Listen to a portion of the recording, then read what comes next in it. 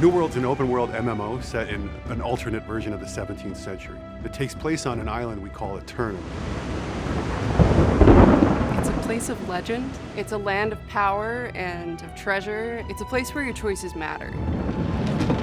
You get to live a life that is full of danger and adventure on a supernatural continent that has only just been discovered.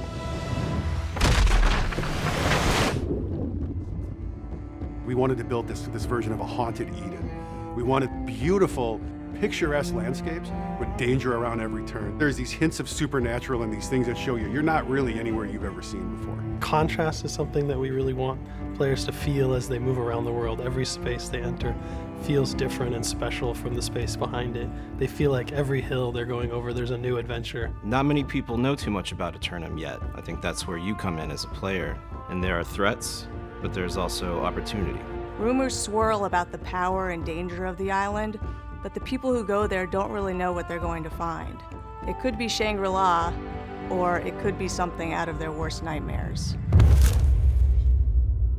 The thing that gives Aeternum this power and makes it supernatural and special is there's this mineral that runs below the earth. It's called Azoth, and it's known to have magical properties. Azoth can amplify things. Azoth itself is not really a good or bad necessarily. It's just this pure, raw energy. Azoth has power to change things. It makes things more beautiful. And deadly. Azoth is different for everyone who sees it or knows about it. For some, it's the fountain of youth.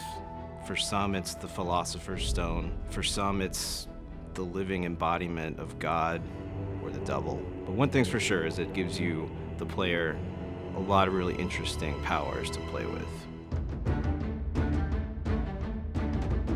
When players arrive in Aeternum, they find evidence of other civilizations having been trapped there throughout history.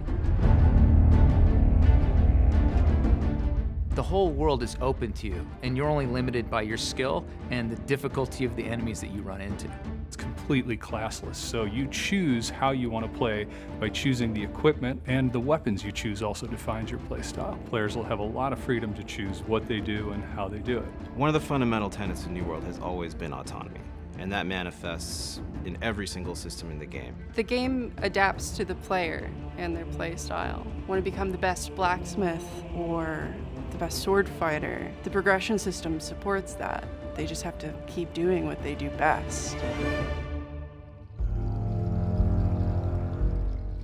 There's multiple settlements all over the world, and the corruption is always this invasive, aggressive force that's constantly trying to push back, trying to drive players out. The corrupted have massive armies growing in the north, and some of their influences are beginning to trickle down to the south, where players are trying to build their homes. And they have a very particular idea of how the power of Aeternum should be used. The world is going to push back against you in a couple of interesting ways. For one thing, as you grow more powerful and you head deeper into the world, obviously there's going to be resistance to come up and meet you.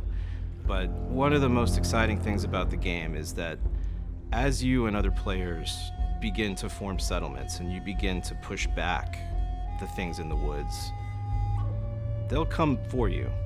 You're gonna find some really interesting battles that have to get fought in order to keep your foothold in this world.